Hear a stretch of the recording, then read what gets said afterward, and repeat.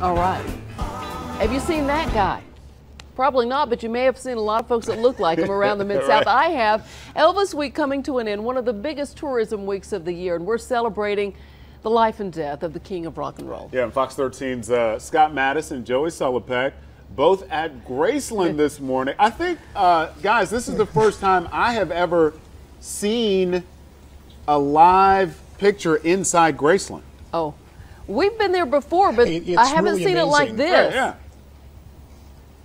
Now, we're on hallowed ground right now. We're standing immediately in the middle of the Jungle Room. Of course, we're standing here with Kevin Kern, Director of Public Relations inside Graceland. Kevin, first of all, thank you so much, and thanks for being on Good Morning Memphis. We're standing on the world-famous shag carpet in the King's Castle. Well, now, Kevin, this is the 36th anniversary of Elvis's death to the day, and we're literally in his home on the day that he passed, the anniversary of that. Now, of course, last night, the world-famous candlelight vigil. Right. How many people do you think walked by here? When did they leave? How busy was it? It was tremendously busy. Estimates from MPD are now around 35,000.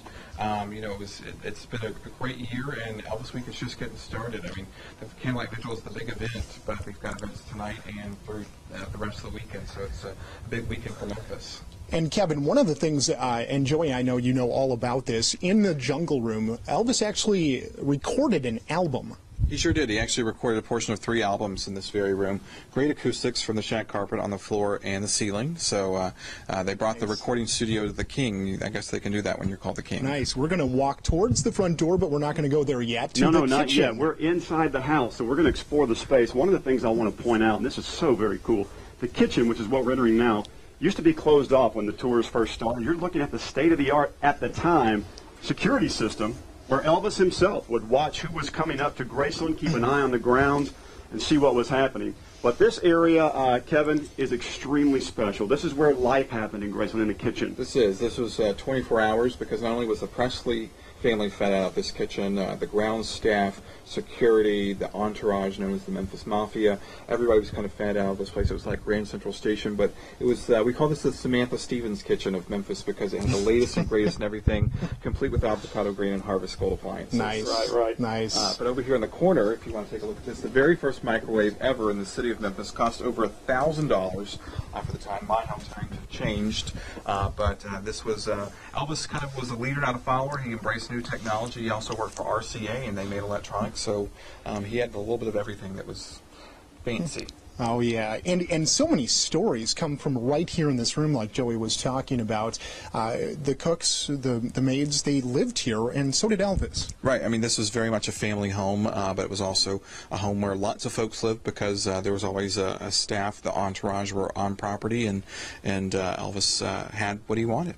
And there's a real special story I know about that window right there. Correct me if I'm wrong, Elvis's mother. I'll tell you what, that's a great tease. Let's tell that when we come back. We're going to find out about this window, right. And you're in a special spot right here in the middle of Graceland. Beautiful weather this week here in Memphis for Elvis Week. We're going to hear more about that. Let's send you back to the studio.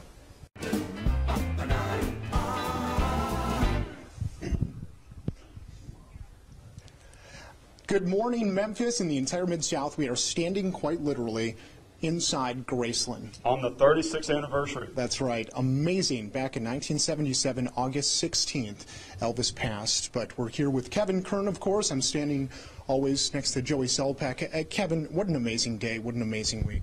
Yeah, I mean, we're celebrating the life and legacy of the king of rock and roll, and thousands of folks have come to Memphis to pay homage to the man they called the king. So we're inside Graceland today, where lots of history was made, and since we opened for tours in 1982, nearly 19 million people have walked through that front door and gave birth to tourism and a lot of new jobs in this city. You know, this is an amazing day for me because as long as we've been in Memphis and covering Elvis, I can't remember a walkthrough in the house the day of. This is the day that Elvis passed 36 years ago. So we just came out of the kitchen. We're now next to the dining room where Elvis used to have his meals. This was a busy place with some secrets. It was. This is where the Presley family would have dined. But a little known secret is there's actually a buzzer on the bottom of the table, so you could, almost like a doorbell that you could buzz the kitchen. But as we all know in the South, we really just talk loud and yell, and the kitchen sits down the other side of the wall there, so no need for a buzzer, but it was kind of one of those fancy things. There's also a television in here, one of 14 TVs throughout the home, but keep in mind, Memphis only had 3 broadcast TV stations at the time, predates cable, but Elvis was an RCA recording artist, therefore they always supplied him with a number of TVs. But we're just so thankful you guys are here because we know that Joey Solopak and Scott Mattis are 2 of the biggest Elvis fans in broadcasting. So it was a nice treat for you guys to come here. So we were happy to open up early just for the 2 of you. And this really is amazing. I don't know how to put this into words. Very few times in my life can I not find the word, Joey. This is phenomenal. I know you can get a tour, right, but this is a little bit different. And you 2 got to drive through the front gate of Graceland. I mean, that doesn't happen very often in your own personal vehicles. That was a weird feeling, by the way. Most people get charged $35 to ride on a bus through the front gate. On a bus. Right, and you did it in your own car. Now I want to show something behind us. This is amazing to me. This is one of the most iconic rooms as well in Graceland with the peacocks. Any quick words on what the peacocks mean? Right. The peacocks stand for eternal life. There are actually a plethora of peacocks on the property here at Graceland until they actually started pecking on the paint job of Elvis's Rolls Royce. They were retired to the Memphis Zoo, but it was just a symbol of eternal life, and these were custom-made peacock stained glass panels and inserted it here at Graceland in the early 70s. All right, we are live in Graceland. Scott Mattis, Kevin Kern, and I will be back here all morning long. This is just the beginning. And we're going to have a good time. Right now, let's check out those city streets. Here's Floyd Hillman and the Road Patrol. Hey, Brooke, that's right. We are live in the living room. Now, normally right behind us, there's a velvet rope. And before we left you last time, we got clearance from the man, Kevin Kern, Director of Public Relations for Graceland, to, for the first time, walk into this room. We had to take our shoes off first. So shoes are off, and Kevin? We only get to go in if you show us the bow ties on your socks. All right, I know you're not liking me calling you out on bow tie socks. I do have one. That's all right. Okay. It was in honor of Elvis. That is the ticket to entry to the living room. I'd only known. Thank you, Joey. You're very welcome. Oh, my goodness. Feel different on this side? Goodness gracious. The air is better. Yeah, it is. The air really seems cleaner. This You're in Elvis air. is unbelievable. This is the famous living room. This is the first room folks see when they come inside Graceland. This is a 15-foot couch. This is amazing. And I've seen a pretty impressive picture of Elvis picking a guitar here. Yeah, Elvis sitting on this end that you're seeing right now, picking a guitar for a pose photo for a national magazine, and it's a custom 15-foot couch, and perhaps one of the longest in Memphis, but probably not the world. I would say so. Okay, now listen, I've only been as far as over there to look at this. This is the famous music room. Yes. This is Elvis's piano that he played. Yes. Now, a lot of famous music happened in this room. It sure has. This room actually used to be a porch that Elvis enclosed and made it a music room. This is one of 3 pianos that was here during Elvis's lifetime. He would often tickle the ivories, play some gospel music down here with family and friends. The likes of James Brown and Jerry Lee Lewis have stopped by the house and been in this room. And it's just a lot of history here. But this is where Elvis was just kind of relaxing here at Graceland and tickling the ivories. He would have been singing gospel music in this room. You know, and I don't want to, Jeremy, follow me real quick. Don't zoom into this, but this is something you really don't see. These old phones that look, Kevin, like they've been here for so long. Right, yeah, this is perhaps the red phone, the bat phone of sorts. Lots of communication devices here at Graceland, and another device that you might not often find in the homes is another television, one of 14 in the house. All right. And if I'm not mistaken, set right now to 13. We looked at it just a moment ago. Right, it is tuned to channel 13. One of 3 stations on the air. Of course, Elvis passed predates cable. Right. So there only would have been 3 stations on the air during that time. And that's one of the reasons why the TV room downstairs is such a big deal. 3 TVs at that time was unheard of. It certainly was, and it was, Elvis heard that Lyndon Johnson had 3 TV sets to watch the 3 evening newscasts. Elvis wanted to mimic that so he could watch 3 football games at one time. Still quite ahead of his time, even by today's standards. Right. Absolutely. Now, Kevin, you might be used to this, but Joey and I are standing here looking out these windows. We've never looked out these windows to see this view before. This is just unbelievable. unbelievable. How'd you like that window for weather window, Joey? Listen, I would love to have any of these windows. I might just camp out here. You can't. Now that I'm here, you can't really make me leave. All right, Kevin Kern, Scott Mattis, we're live in Graceland. It's been a very special morning. We're going to have a little bit more coming up in just a bit. We'll see you back here. You're watching Good Morning Memphis. Well, he's doing okay. We're all excited. I tell you, we are in unique territory on the 36th anniversary to the day of Elvis's passing right here at Graceland. We're here with Kevin Kern, Public Relations Director, and of course Scott Mattis, and there's a lot of cool stuff around us. Yeah, so much history. I love being out here, of course. Vernon's office is directly behind us. Right. And one of the reasons why I love Vernon's office so much is that famous interview that Elvis did right when he got out of the Army. Right, it was March of 1960. Elvis returned from the U.S. Army and did a round-robin press interview with the Memphis media as well as some national media, and he came home and had his signature hairstyle back. Love it, love it. And Joey, I don't know about you, but I've watched the entire thing on YouTube. And there's some questions that I think as a journalist we all may have asked back in the day, but they just weren't asked. I don't know. Cool. Well, everybody loved Elvis. And I got to tell you, as we walk a little bit, I want to show you some of these grounds. Right beside the office, Kevin, is Elvis's shooting range. He loved handguns. Right. In between the office and Lisa Marie's playset is the shooting range, which the shooting range was eventually relocated to bales of hay in the back pasture because the shooting range is through a very narrow door there that's almost even hard to see, but it's one of the many spaces our visitors pass through when they come through Graceland. But one of the most attractive things, of course, is the back half of the property with the stables, of which today we have 4 horses on the property here at Graceland.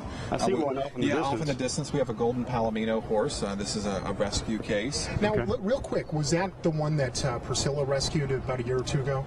Yes, it's one from a case here in Tennessee. But yeah, we've got 4 horses on the property. All of them are one has been rescued. 3 have been retired here to Graceland, and of course, it's just a very picturesque place on the property. All right, now as we turn to the right, we've got the racquetball courts. Now that's where Elvis was right before he passed away, one of the last places he went to relax and enjoy himself.